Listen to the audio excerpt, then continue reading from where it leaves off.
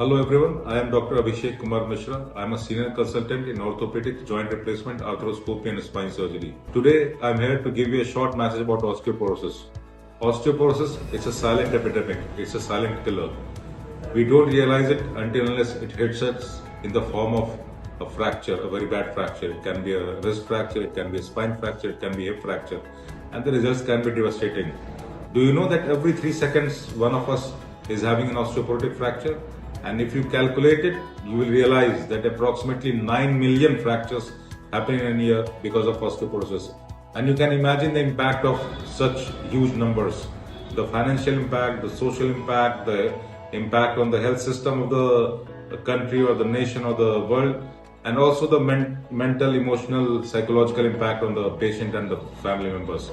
So let's all together try to find a solution to this osteoporosis by trying vitamin D supplementation. Vitamin D supplements are easily available.